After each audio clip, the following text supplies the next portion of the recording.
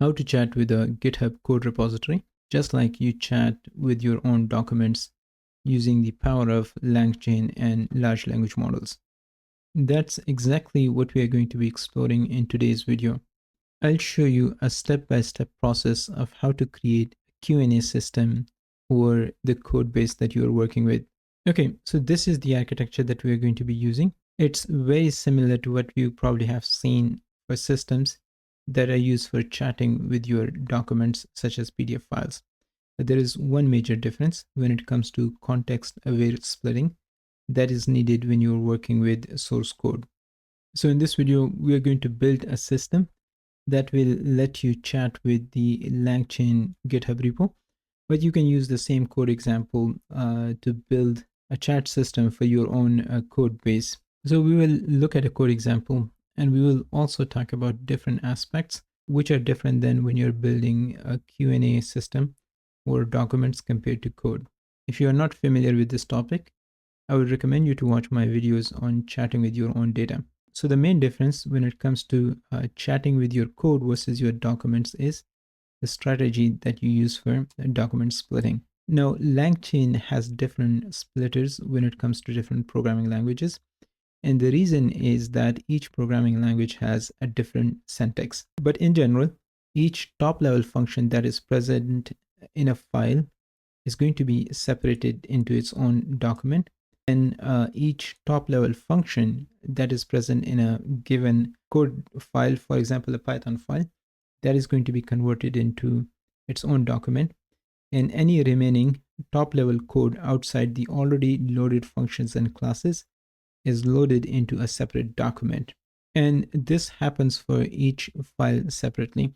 This will become very clear when we look at the actual code examples. Next, we need to install the required packages. So for this specific example, we are going to be using OpenAI LLM, but in the subsequent video, I'll show you how to do exactly the same thing using CodeLlama model. Then we will install tick token. For vector store, we are using ChromaDB, and everything is going to be put together using Langchain. Next, we import different packages that we need in order to work with the code. So specifically, there is a text splitter which is designed for different programming languages. So we're importing that. Then we're importing a generic loader. So that's for loading the files. And there is a language parser. We will look at where these different components are being utilized. Now we're also importing the .env package, and that is going to be used for loading our OpenAI API key from a .env file. So next I use the .env package to load my API key from the .env file that I have created on my disk. So if you look here, there's a .env file, and within that you need to provide your own API key. Next, we need a code example to work with. So I'm using a Langchain repo on GitHub. That is going to be our code base. So what I have done is I actually went ahead and downloaded the whole repo and actually cloned it on my local system. So you can see it here. And this is what we're going to be using for our information retrieval or Q&A system. Next, we need to load all the documents or Python files. So for that, we are going to be using the generic loader that we already imported. So what we are doing is we are looking at our file system. So that's basically our hard drive. Then within the repo that we have downloaded, we are specifically looking at this folder. So if I go here, this is my repo that I downloaded. So within the repo, there is this libs folder. Within that, there's a Langchain folder, and again, another Langchain folder. So this is the folder that we are actually focusing on. And within that folder, we are recursively going through each and every directory. So it will, for example, start here and start going through each directory. And in each directory, we are specifically looking for .py files. So these are the Python files. So it's going to start reading each and every Python file. And based on the criteria that I already showed you, it will start parsing those. So it's going to use all the principles or syntax related to Python, because we are specifically looking for just Python files. Now you can also add other file extensions here. So for example, if you are working with a JavaScript or C files, so you can also add those extensions here. But in that case, you will need to also change the parser that you're using for that specific language. Now, so there are a total of 1398 Python files in this repo that it has loaded and converted into documents.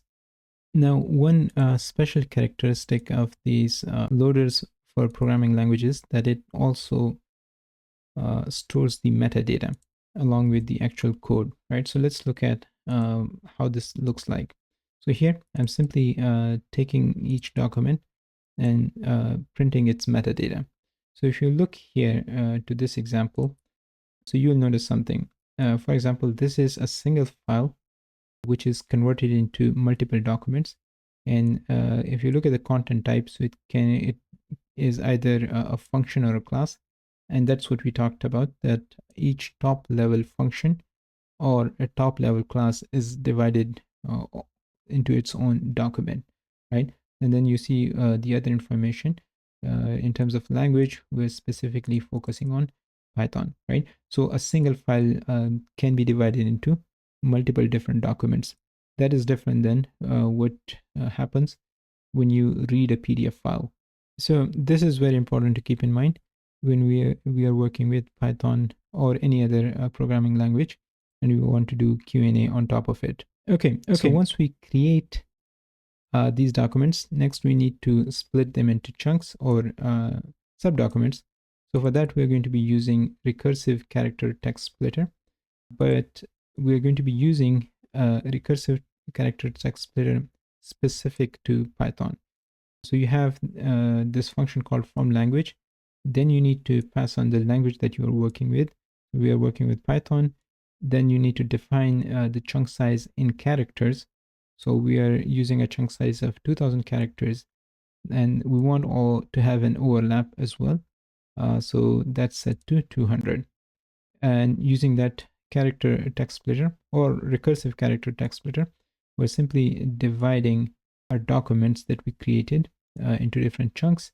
So you will see that there are a total of 4,246 chunks as a result of this splitting process. Now, if you really want to understand how the recursive text splitter works, I have a dedicated video that you can watch. I'm going to put the link to that video in the description of this video. Now we can look at one of these chunks. So for example, here is what's inside this chunk, and it also stores the corresponding metadata. So here's the actual file where it's coming from, and then the corresponding language, which is Python in this case. Next, in order to do a retrieval Q&A on our code base, we first need to compute embeddings. So for embedding computation, we are going to be using the OpenAI's embeddings. Then we need to store those embeddings somewhere.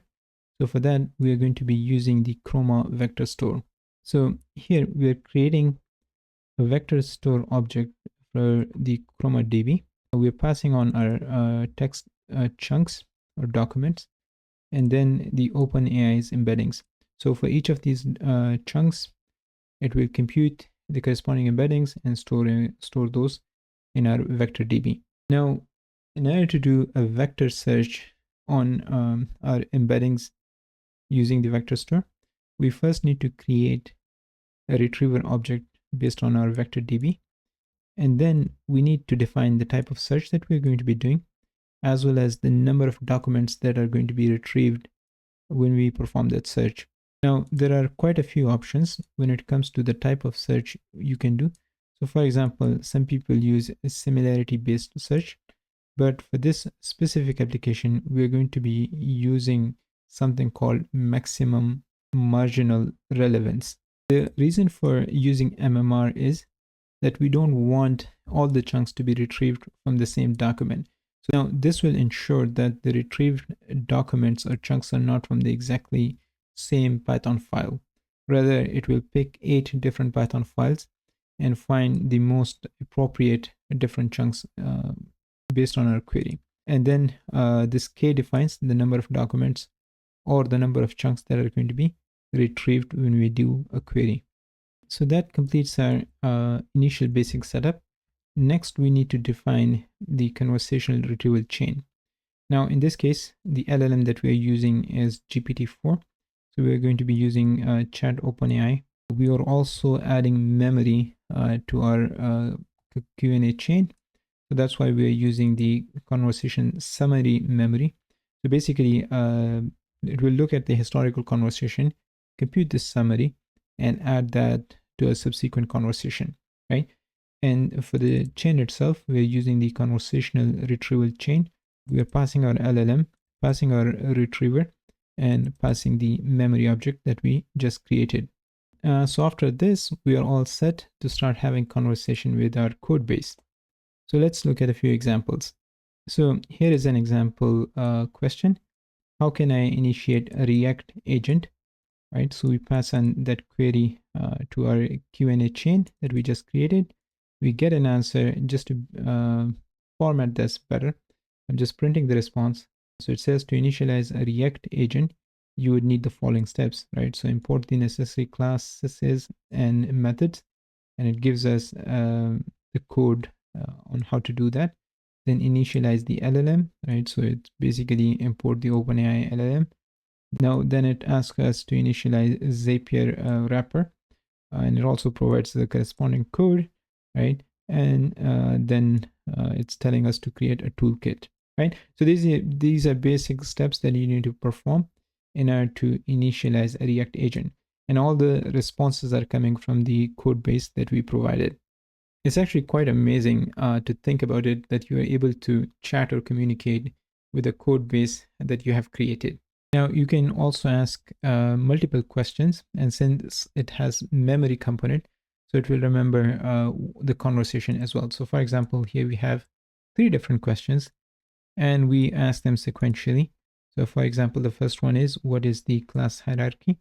And it comes up with an answer. So it also gives us different example memories as well.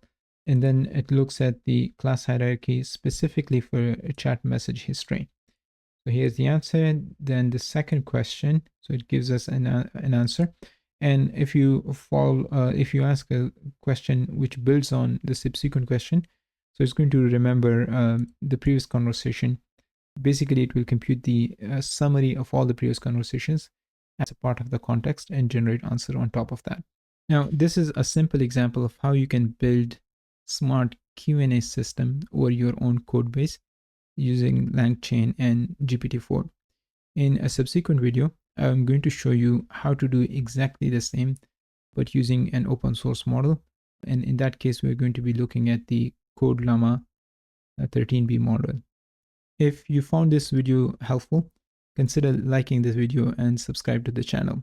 If you want to learn more about how to build Q&A chatbots for your own PDF files or your own documents, I would recommend you to watch this video. Thanks for watching, and as always, see you in the next one.